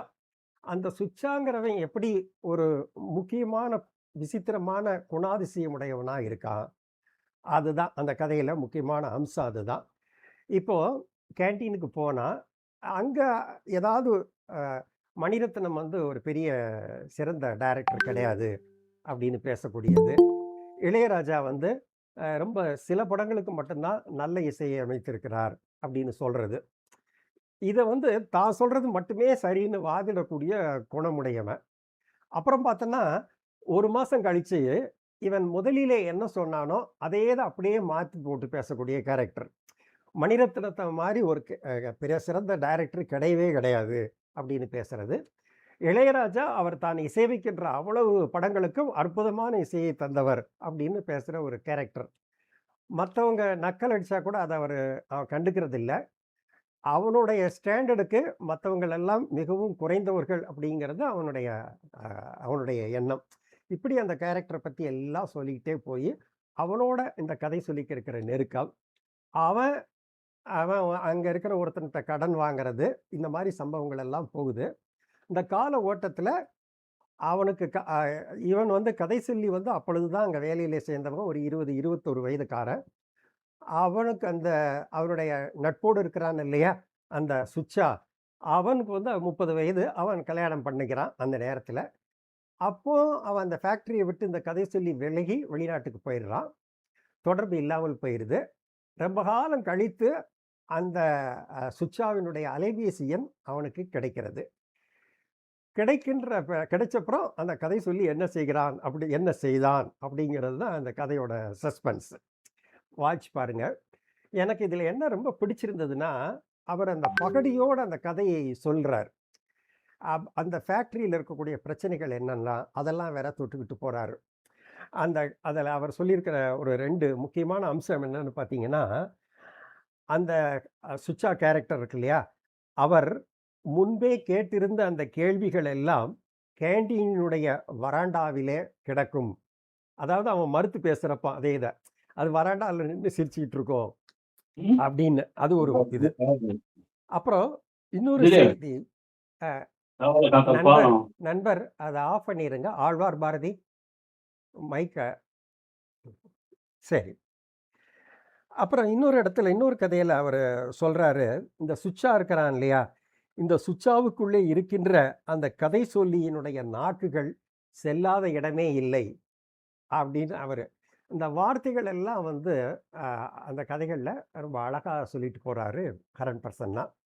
அப்புறம் நான் 2வது சொல்ல விருப்பப்படுற கதை வந்து அருவம். இந்த அருவம் கதையில் இன்னொரு விசேஷம் என்ன அப்படின்னு கேட்டிங்கன்னா, இந்த கதையில் வர்ற அந்த முக்கிய பாத்திரத்தினுடைய பெயர் வந்து மந்திரமூர்த்தி. அந்த அந்த பாத்திரம் வந்து 40 வயது ஆகுது. கல்யாணம் ஆகி 10 வருஷம் ஆயிடுச்சு. அவனுக்கும் அவனுடைய மனைவிக்கும் ஏற்படுற ஒரு சின்ன வெளிப்படையாக தெரியாத, வெளியே தெரியாத ஒரு சின்ன ஊடல் சண்டையை பற்றி எழுதுறது தான் இந்த கதை. அவனுக்கு ஒரு 8-9 வயசில் ஒரு பையன் இருக்கான். ஒரு 4-5 வயசில் ஒரு பொண்ணு இருக்குது. அவனுக்கு வந்து ஒரு எண்ணெய் கடை இருக்குது. இந்த பின்னணியில் இந்த கதையை எழுதியிருக்கிறாரு. இது ஒரு வாரத்துக்கு இடையில நடக்கிற இந்த சம்பவங்கள், இந்த அவங்களுக்கு இடையில வெளியே தெரியாமல் நடக்கிற பூசல், இதுதான் இந்த கதை. அப்படி என்னதான் பிரச்சனை அப்படின்னு கேட்டோம்னா, இவனுக்கு இரவில் அவளோட நெருக்கம் வேணும். ஆனால் அவன் வந்து ஒரு வாரமாக அவனை தட்டி கழிச்சிக்கிட்டே இருக்கா. இவனுக்கு அவளுக்கு என்ன அப்படி என்ன ஒரு வீம்பு அப்படின்னு இவனுக்கு கோபம் வருது. அந்த கோபத்தை அவன் எப்படியெல்லாம் வெளிப்படுத்துகிறான் அப்படிங்கிற இதை அவர் சொல்லிக்கிட்டே போகிறாரு. இவன் நினைக்கிறான் எல்லா வீட்டுகள்லையும் பொம்பளைங்க இப்படி தான் இருப்பாங்களா அப்படிங்கிற சிந்தனைகள்லாம் அவனுக்கு ஓடுது. அவக்கு இந்த இரவு வந்துருச்சுன்னா அவ இப்படியே நமக்கு போக்கு காமிக்கிறாளே அப்படிங்கிறதெல்லாம் சொல்லிகிட்டே போகிறாரு. கடைசியில் அவள் வந்து அவளோட சகோதரிகிட்ட பேசுகிறா. அதோட அந்த கதை நிறைவு செய்கிறாரு ஹரன் பிரசன்னா. அந்த மனுஷனுக்கு வந்து என்னன்னு தெரியணும். அப்படி தெரியணுங்கிறதுக்காக தான் நானும் போக்கு காமிச்சுக்கிட்டு இருக்கேன். ஆனால் பார்த்தா மனுஷனை பாவமாக தான் இருக்குது. ஆனா மனுஷன் தான் தாங்க மாட்டார் அப்படின்னு சொல்லிட்டு அவங்க அக்காட்ட சிரிக்கிறா அவ. இப்போ ஒரு குடும்பத்தில் நடக்கக்கூடிய ஒரு ஒரு நெருக்கத்தையும் அந்த நெருக்கத்துக்கு இடையிலையும் ஏற்படுற சில சண்டைகளையும் அதை வந்து ஒரு மனைவி வந்து அவ கணவனிடம் நடத்தி காட்டுகின்ற அந்த விதத்தையும் இந்த சிறுகதையில வந்து ரொம்ப அழகா சொல்லியிருக்கிறாரு ஹரன் பிரசன்னா. அப்புறம் இன்னொரு கதை, சிசுன்னு ஒரு கதை. இந்த சிசுங்கிற கதையில பார்த்தோன்னா குழந்தை இல்லாத ஒரு தம்பதியினர். அவங்க அவங்க வீட்டிலே இருக்கக்கூடிய அந்த கதாநாயகனோட அத்தையும் வீட்டிலே இருக்காங்க, அவங்க அம்மாவும் இருக்காங்க. குழந்தை இல்லாமல் தள்ளிட்டு போகுது அப்படிங்கிறது வந்து சில வருஷங்கள் ஆயிடுச்சு. அவங்க அவங்க அத்தை அந்த கதாநாயகனோட அந்த அத்தை வந்து அப்பப்போ அவ குத்தி காமிச்சிக்கிட்டே இருக்கா அவளுக்கு பிள்ளை இல்லைங்கிறத. இவங்க திடீர்னு தத்தெடுக்கலாம் அப்படின்னு 2 பேரும் முடிவு பண்ணுறாங்க. ஆனால் அவங்க அம்மா வந்து அதுக்கு எதிர்ப்பு தெரிவிக்கிறா. அதெல்லாம் அவ கண்டுக்கல. அவ மருமகள் வந்து ஒரு குழந்தைய தத்தெடுக்க போகிறாங்க. அப்போ தத்தெடுத்துக்கிட்டு இருக்கின்ற அந்த நிகழ்வு போய்கிட்டு இருக்கையிலேயே அவங்க அம்மா பாத்ரூமில் விழுந்துட்டா, பின்மண்டையில் அடி அப்படிங்கிற செய்தி அலைபேசியின் மூலமாக கிடைக்குது. இந்த யாரு இந்த கதைநாயகனோட அத்தை தான் சொல்கிறா. சரின்னு எல்லா ஃபார்மாலிட்டிஸும் முடிச்சுட்டு வராங்க. இவளுக்கு அந்த கதையினுடைய நாயகி இருக்கா இல்லையா உமாவுக்கு, அவள் மனசுக்குள்ளே ஒரு சின்ன கலக்கம் இருக்க தான் செய்யுது. அவ வந்துட்டு அவங்க அம்மா அடிபட்டு அவங்க அம்மா உள்ள வீட்டுக்குள்ளே ரூம்குள்ளே படுத்து கிடக்கா. உள்ளே போகிறதுக்கு ரொம்ப தயக்கத்தோடு அவ நின்றுட்டு இருக்கிறா. இப்போ இந்த கதையை வந்து அந்த நிலையில அவர் அந்த கதையை எப்படி சொல்லி முடிக்கிறாரு அப்படிங்கிறது தான் இந்த கதையோட சிறப்பு. பாருங்க, நான் அதை அப்படியே வாசிச்சிடுறேன். வாசிக்கிறது தான் நீங்க அந்த காளிதாசன் கொஞ்சம் உங்க மைக் ஆஃப் பண்ணிருங்க, இது பண்ணிருங்க, மியூட் பண்ணிருங்க. இப்போ இந்த கதையோட முடிவு வந்து வாசிக்கிறது தான் ரொம்ப பொருத்தமா இருக்கும் அப்படின்னு நினைக்கிறேன். அவங்க அம்மா சொல்றா, எப்படியோ நம்ம வீட்டுக்குள்ள எப்போ குழந்தை வீட்டுக்குள்ள நம்ம வந்துருச்சோ அப்போ அது நம்ம வீட்டு குழந்தை. என்ன பண்றது, இப்போ எனக்கு தோணுது, இப்போ அப்படி சொல்றேன். அப்போ சொன்னதை நினைச்சுக்காத, இப்போ சொல்றதை எடுத்துக்கோ. உள்ள சாமி ரூம்ல அச்சதை இருக்கு, எடுத்துட்டு வா அப்படிங்கிறா. வெளியே நின்றிருந்த உமா சத்தமில்லாமல் குலுங்கி குலுங்கி அழுது கொண்டிருந்தாள். சந்துருவினுடைய அம்மா குரலை உயர்த்தி, எல்லாம் போதும், வேணுங்கிறது அழுதாச்சு, இதுதான் கடைசி, அழுது முடி என்றவள், ஏய் சித்ரா, அந்த அச்சதையை கொண்டு வா என்றாள். அச்சதையை கொண்டு வந்த சித்ராவிடம், என் ராசியாமுல அந்த குழந்தைக்கு, எனக்கு சாவே இல்லை இல்ல என்றாள். அதற்கு அவள், குழந்தை அப்படியே உங்க ஜாடையில் இருக்கு என்றாள் அப்படின்னு சொல்லி இந்த கதையை ரொம்ப அருமையா நிறைவு செய்திருக்கிறார் ஹரன் பிரசன்னா. அப்புறம் இன்னொரு கதை வந்து புகைப்படங்களின் கதைகள், ஒரு சிறுகதை. இந்த சிறுகதை வந்து அவர் எழுதின ஒரு சிறுகதை தொகுப்புக்கும் கூட தலைப்பா வச்சிருக்கிறாரு. இது என்ன அப்படின்னு பார்த்தோன்னா, 100 வயதை கடந்த ஒரு மனிதர். அவர் வந்து 100 வயசை கடந்துருச்சு அப்படிங்கிறத கூட அவங்க குடும்பத்தில் வந்து பெருசாக உணரலை. ஏன்னா அவங்களுடைய வேலை அது இதுங்கிறதுல அப்படியே போயிடுச்சு. திடீர்னு ஒரு கட்டத்தில் தான் அவங்க அவருக்கு இந்த 100வது வயதை வந்து கொண்டாடணும் அப்படின்னு நினைக்கிறாங்க. நாராயண ராவ், அந்த நாராயண ராவோட அவர் மனைவி இறந்தே 30 வருஷத்துக்கு மேலாச்சு. அவர் தன்னோட மகனோட வீட்டில் இருக்கிறாரு. அவரோட மகன் வந்து அவரோட மகன் வீட்டில் இருக்கான். அதாவது நாராயண ராவ் வந்து தன்னுடைய பேரன் வீட்டில் இருக்கிறாரு. அப்போ அப்படியே தொடர்ச்சியாக நிறைய கதைகளை சொல்லிகிட்டே போகிறாரு. அவன் கொள்ளு பேரன் வந்து அந்த 100வது விழாவை கொண்டாடலான்னு நினைக்கிறாங்க இல்லையா, அதுக்காக ஒரு வாய்ஸ் ரெக்கார்டரை வச்சு அவர்கிட்ட ஒரு சின்ன பேட்டி எடுக்கிறான். அவருக்கு 100 வயசு ஆயிடுச்சுதாங்கிறத தவிர காது நல்லா கேட்குது, கண்ணு நல்லா பார்க்க முடியுது. அதெல்லாம் அவருக்கு அதெல்லாம் எவ்வளவோ இருந்தால் கூட இதெல்லாம் நமக்கு பெரிய வரப்பிரசாதம் தான் அப்படின்னு அவர் நினச்சிக்கிறாரு. அவன் சுதந்திரம் கிடைச்சப்போ நீங்கள் எந்த ஊரில் இருந்தீங்க, என்ன பண்ணீங்க, இந்த மாதிரியான கேள்விகள் எல்லாம் கேட்குறான். அவருக்கு அதை பதில் சொல்கிறார் அவர். இதெல்லாம் அதில் பதிவாகுது. அவர் தன்னுடைய கொள்ளு பேரனை வந்து மேலே கிடக்கிற அந்த ட்ரங்க் பெட்டியை எடுத்து தர சொல்கிறாரு. அந்த ட்ரங்க் பெட்டியில் இருக்கக்கூடிய சில படங்கள், ஃபோட்டோக்கள் எல்லாம் பார்த்து தன்னுடைய பழைய நினைவுகள் எல்லாம் அவர் நினச்சி பார்க்குறாரு. அதெல்லாம் அவருக்கு நல்லா நினைவு இருக்குது.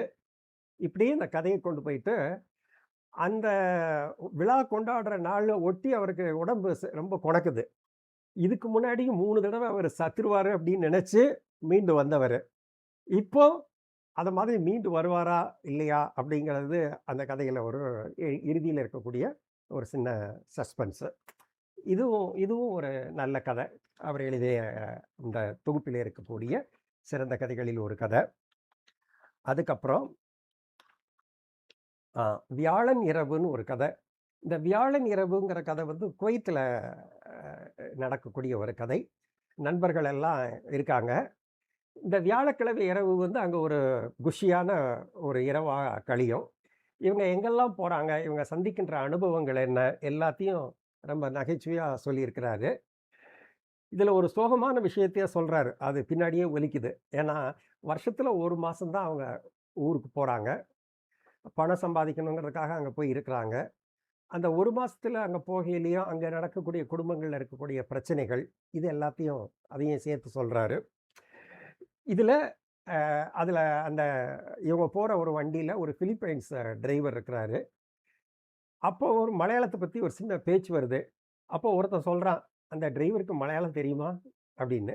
உடனே இன்னொருத்தன் சொல்கிறான், ஏய் மலையாளம் தெரியாமலா, மலையாளம் உலக மொழிப்பா அப்படிங்கிறான். அப்போது அந்த வெளிநாடுகளில் போயிட்டோம்னா மலையாளிகள் எவ்வளோ இருக்கிறாங்க அப்படிங்கிறத ஒரு சின்ன பகுதி மூலமாக சொல்லியிருக்கிறாரு. அப்புறம் இன்னொன்று சொல்கிறாரு, துபாயில் ஏன்பா எங்கே பார்த்தாலும் பூனைகள் ரொம்ப ரொம்ப இருக்குது துபாயில் அப்படின்னு சொல்லி அதையும் ஒரு சின்ன பகுதியில் சொல்லியிருக்கிறாரு. ஒரு நல்ல வாசிப்பு அனுபவத்தை தரக்கூடிய ஒரு நல்ல கதை வியாழன் இரவு. அதே மாதிரி பல கதைகள் வந்து இந்த தொகுப்பில் இருக்குது. இதுக்கு மேலே இவ்வளோ சிறுகதைகள் போதும்னு நினைக்கிறேன். ஒரு பொது பார்வையை அவருடைய சிறுகதை குறித்து நீங்கள் வைத்த விதம் மிகவும் அருமை. அவருடைய உரு, அருவம், சிசு, கதைகள் ஆகிய சிறுகதைகள் குறித்து மிக விரிவான ஒரு விளக்கத்தை எழுதியீர்கள். நன்றி. இத்துடன் இந்த உரையாடல்களுக்கான இந்த பகுதி நிறைவு பெறுகிறது. அடுத்ததாக இந்த நிகழ்வில் கலந்து கொண்டிருக்கக்கூடிய எழுத்தாளர்கள், விமர்சகர்கள் திரு சரண் பிரசன்னா அவர்களிடம் நாங்கள் விரும்பும் கேள்விகளை மிக சுருக்கமாக கேட்கலாம். அதற்கு பிறகு அவருடைய ஏற்புரை இருக்கும். வணக்கம் சார். வணக்கம் சார். இதுல கலந்துட்டதுல எனக்கு ரொம்ப சந்தோஷம்.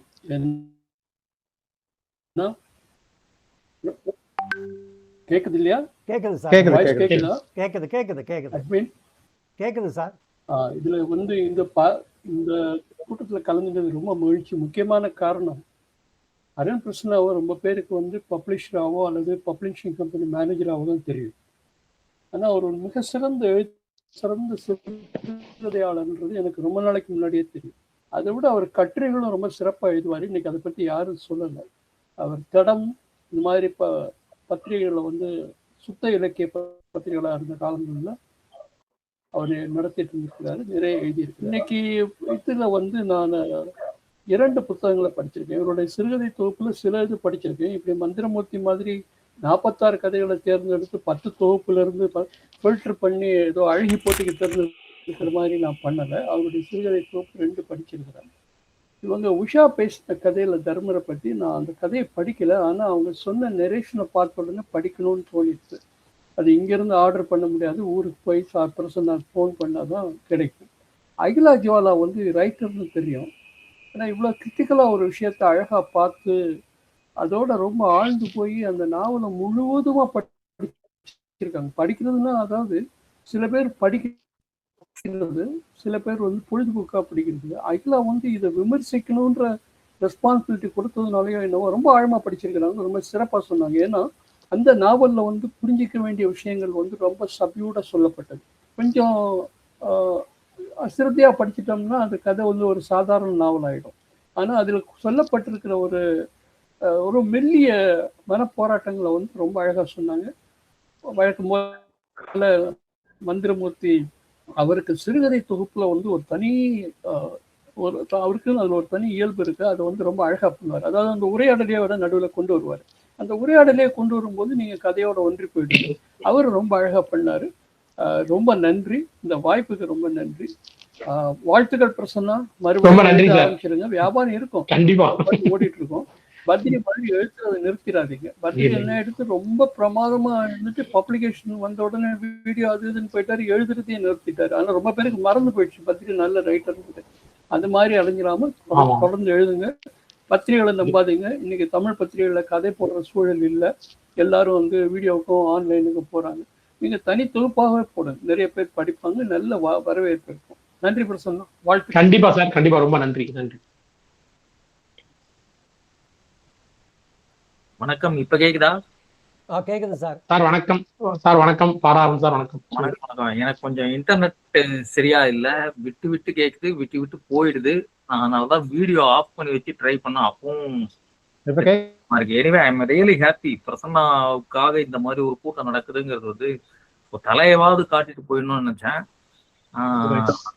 பிகாஸ் நிஜமாவே அவர் நல்ல ரைட்டர்.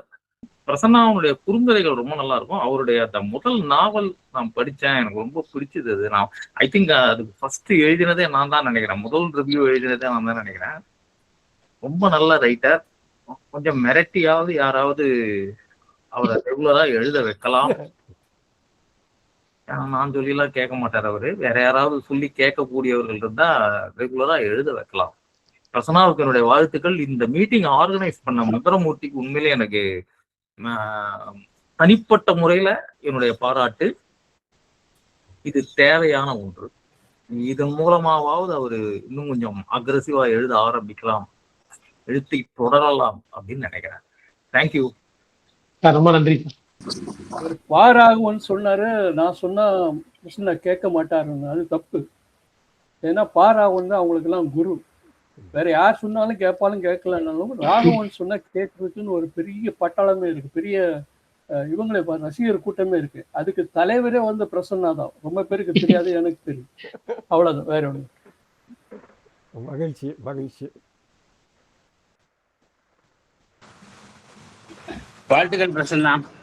அறிந்தோ அறியாமலோ ஆராகவனுடைய கதையை இன்னைக்கு சொன்னது வந்து கோயின்சிடன்ஸ். சந்தோஷப்படுறேன். நானும் அதை நினைச்சேன்.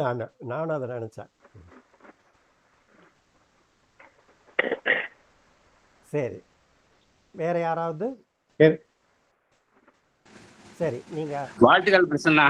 உங்களோட கதைகள், சிறுகதைகள், நாவல்கள், ஒரு என்ன சொல்றது, உங்க படைப்பு குட்டி ஒரு கிட்டத்தட்ட ஆக்சுவலாக இது ஒரு மேடையில் எடுத்து ஒரு ஸ்டேஜில் வச்சு எல்லாரையும் பார்த்து பேசணும். இது வீடியோ கான்ஃபரன்ஸ் மாதிரி போட்டுட்டீங்க, பரவாயில்ல, நல்லா இருக்குது.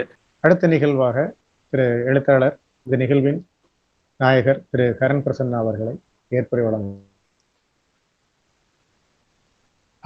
அனைவருக்கும் வணக்கம். இப்படி என்னோட படைப்புகளுக்கு ஒரு இது மாதிரி ஒரு கூட்டம் நடக்கும்னு நான் நினைச்சு கூட பார்த்ததில்லை. அவர் கேட்கும்போது கூட எனக்கு ஒரு செகண்ட் சரின்னு சொல்லுவோமா வேண்டான்னு சொல்லுவோமான்னு தோணுச்சு. சரி, இவ்வளவு வருஷமா எழுதுறோம், ஒரு நமக்கு தெரிந்த நண்பர் கேட்கிறாரு, அது ஒரு முக்கியமான குழுமம்ன்றதால அழகு கேட்ட உடனே சரின்னு சொன்னேன். ஒரு மிக முக்கியமான குழுமம். தமிழ்ல வந்து எந்த விதமான அரசியலுக்கும் எந்த விதமான கொள்கை சாவிக்கும் இடம் கொடுக்காமல் நடக்கக்கூடிய அந்த குழுமத்தை நடத்துறதுக்காகவே அழகுக்கு, மந்திரமூர்த்தி அழகுக்கு நன்றி சொல்லணும், வாழ்த்துக்கள் சொல்லணும். தொடர்ந்து நடக்கட்டும். அதே மாதிரி இன்னைக்கு பேசின அகிலா ஜுவாலா வந்து ரொம்ப அருமையா பேசினாங்க. ரொம்ப ஆழமா அந்த நாவலை படிச்சிருக்கிறாங்க. அது உண்மையிலே ஒரு உளச்சிக்கலோட வெளிப்பாடுதான் அந்த நாவல். அதை ரொம்ப அருமையா அதுல என்ன இருக்குங்கிறத கொண்டு வந்தாங்க. அவங்களுக்கு ரொம்ப நன்றி. அதே மாதிரி ராமச்சந்திரன் உஷா அந்த கர்மன் நாவலை பத்தின ஒரு டீட்டெயிலான ஒரு ரிவ்யூ மாதிரி சொன்னாங்க. அவங்களுக்கும் ரொம்ப நன்றி. இந்த 2 நாவல்லையுமே நான் ட்ரை பண்ணது என்னன்னு கேட்டீங்கன்னா, எனக்கு தெரிஞ்ச பல விஷயங்களை வச்சுக்கிட்டு அதுல வந்து டோட்டலா ஸ்வாப் பண்றது, வேற ஒரு கேரக்டர் மிங்கிள் பண்றது. ஏன்னா படிச்சா அது நான் தானோன்னு யாருக்கும் ஃபீல் ஆகக்கூடாது அப்படிங்கிறது ரொம்ப கவனமா இருந்தேன். 2 நாவலுமே கதையா 100% கற்பனை கதை தான். அதுல வந்து எதுவுமே உண்மையே கிடையாது. ஆனா உள்ள நடந்திருக்கக்கூடிய அத்தனை இன்சிடென்ட்ஸ், எல்லா சீக்வன்ஸும் உண்மையிலிருந்து எடுத்ததுதான். அதை எங்க எப்படி மாத்தி போட்டோம் அப்படிங்கிறது தான் முக்கியம். மாயப்பெருநதி நாவலை பொறுத்த வரைக்கும் அனீஷ் நாயருக்கு நன்றி சொல்லணும். ஏன்னா அவரோட இன்புட்ஸ் அதில் ஹெவியா இருந்தது. அது இல்லாம எனக்கு மாபெர சம்பதி அந்த அந்த இது பத்தி எனக்கு கஸ்டம்ஸ் பத்தி நிறைய தெரிஞ்சிருக்காது. அவர் நிறைய சொன்னாரு. கர்மனை பொறுத்த வரைக்கும் அது ஒரு மிக சோகமான ஒரு விஷயத்துலதான் அந்த நாவலோட விதையே விழுந்தது. என்னோட ரொம்ப ரொம்ப க்ளோஸ் ஃப்ரெண்டோட பையன் வந்து 10 வயசுல கேன்சர்ல இறந்துட்டான். அது வந்து என்னால ஜீரணிச்சுக்கவே முடியல. ஏன்னா எங்க செட்லயே ரொம்ப நல்ல பையங்கிறது என்னோட அந்த ஃப்ரெண்டு தான். அவன் பேரை நான் சொல்லலை. அதுல முன்னுரையில அந்த சமப்படத்துல அந்த பையனோட பேரை போட்டிருக்கேன். அவனுக்கு இன்னும் என் ஃப்ரெண்டுக்கு இப்படி ஒரு நாவல் நான் எழுதியேன்னு கூட தெரியாது. அது வந்து நான் அந்த கேள்வி வந்து நான் துரத்திக்கிட்டே இருந்தது. சென்னையில வந்து அந்த கேன்சர் பக்கம் போகும்போதெல்லாம் அந்த பையன் நாங்க கொண்டு வரக்கூடிய பிரியாணிக்காக காத்துட்டு இருக்கிறன்ற மாதிரியான ஒரு இமேஜ் எனக்கு இருந்துகிட்டே இருந்தது. எனக்கு ஆக்சுவலி இட் ஹாண்டட் மீ. அதனாலதான் அந்த நாவலையே நான் எழுதினேன். அதே மாதிரி இப்ப உஷா மாதிரி ரேஷனலிஸ்டா இருக்கிறவங்க வந்து ரொம்ப ஈஸியா அந்த விஷயத்தை தாண்டிட முடியும். இந்த விதிக்கப்பட்டது அப்படித்தான் இருக்கும் அப்படின்னு. ஆனா தத்துவங்கள் எல்லாமே எங்க வந்து அடுத்தடுத்த இடங்களுக்கு போயிருக்குன்னு கேட்டீங்கன்னா, தத்துவத்தை நம்பி அதே சமயம் நடக்கிற விஷயத்தை ஏத்துக்க முடியாதவங்களாலதான் தத்துவம் அடுத்த இடங்களுக்கு போயிருக்கு. நான் மிகப்பெரிய தத்துவவாதி கிடையாது அந்த அளவுக்கு நான் போறதுக்கு. ஆனா எனக்குள்ள மீடியம் வந்து நாவல். அதனாலதான் நான் அதை வந்து அதுல ட்ரை பண்ணேன். ஒரு விஷயம் நடக்குது, இந்த ஜென்மத்துல நான் தப்பு பண்ணல, எனக்கு இந்த ஜென்மத்துல ஏன் இது எனக்கு வந்து ஒரு தவறு நடக்குதுன்ற கேள்விக்கு வந்து இது இன்னும் 1000 ஆண்டு ஆனாலும் இந்த கேள்விக்கு பதில் கிடைக்க போறது கிடையாது. கிடைக்காததுனாலயே இந்த கேள்விகளை யாரும் கேட்காம இருக்க போறதும் கிடையாது. இதுதான் அந்த நாவலோட ஒரு லைஃபா தான் இருக்கும் அப்படின்னு நான் நினைக்கிறேன். அதுக்கு ஏதோ எனக்கு தெரிஞ்ச வகையில எனக்கு இருக்கக்கூடிய தத்துவத்தின் மீதான நம்பிக்கையும் சிதைக்காம ஒரு சின்ன பதில் அதுல சொல்லியிருக்கேன்னு தான் நினைக்கிறேன். அந்த பதில் கன்வின்சிங்கான பதிலான்னு கேட்டா கிடையாது. கன்வின்சிங்கான பதில சொல்லி முடிச்சிட்டீங்கன்னா உலகம் இயங்காதுங்கிறது என்னோட நம்பிக்கை. ஆனா அவன் ட்ரை பண்ணியிருக்கேன் அந்த கர்மன் நாவல். அது ராமச்சந்திரன் ஷா ஓரளவு அது நல்லா சொன்னாங்க. முக்கியமா அகிலா பேசுற விதம், அவங்க வந்து அந்த நாவலை பத்தி அறிமுகப்படுத்தின மீது வந்து எக்ஸலண்ட். சரிங்களா? அப்ப 2 பேருக்கு ஒண்ணு சொல்றேன். எனக்கு வந்து நாவல் எழுதி 1 வருஷத்துக்கு பிறகு பாதி விஷயங்கள் எனக்கு மறந்துடும். ஓவரால் கதையா எனக்கு நல்லா ஞாபகம் இருக்கும். உள்ள இன்ஸ்டன்டா போனீங்கன்னா எனக்கு பாதி விஷயங்கள் ஞாபகமே இருக்காது. இன்னும் சொல்ல போனா மாதவன் ஆனந்தன் பெயர் குழப்பம் கூட எனக்கு இன்னைக்கு இருக்கும். எனக்கு என் கூட பழகினவங்களுக்கு தெரியும் இதை பத்தி இப்படி இருக்கு அப்படிங்கிறது. அந்த நாவல்ல அந்த கேரக்டர்ல கூட அந்த குணாதிசயத்தை நான் வச்சிருந்தேன். எழுதுனது மறந்துடும் அப்படிங்கிற ஒரு இவங்க அகிலா படிச்சிருந்தப்ப அதை பார்த்து இருந்திருப்பாங்க. அதுல இருக்கக்கூடிய பல கேரக்டரா என்னோட எஸ்எம்எல்ஸ் கண்டிப்பா அந்த நாவல்ல இருக்கு மாயப்பிரநிதியில. ஆனா அது நடந்திருக்கக்கூடிய விஷயங்கள் எல்லாமே பாதி கற்பனை, பாதி வந்து உண்மை. 2ஐயும் கலந்து படிக்கிறவங்களுக்கு வந்து எதுவுமே செய்ய முடியாம பண்ணதான் 2 பேரும் நல்லா சொன்னாங்க. சிறுகதைகளை பொறுத்த வரைக்கும் எனக்கு பாதி சிறுகதை நீங்க பேர் சொன்னா எனக்கு ஞாபகமே வராது. கதையை சொன்னாதான் ஞாபகம் வரும்.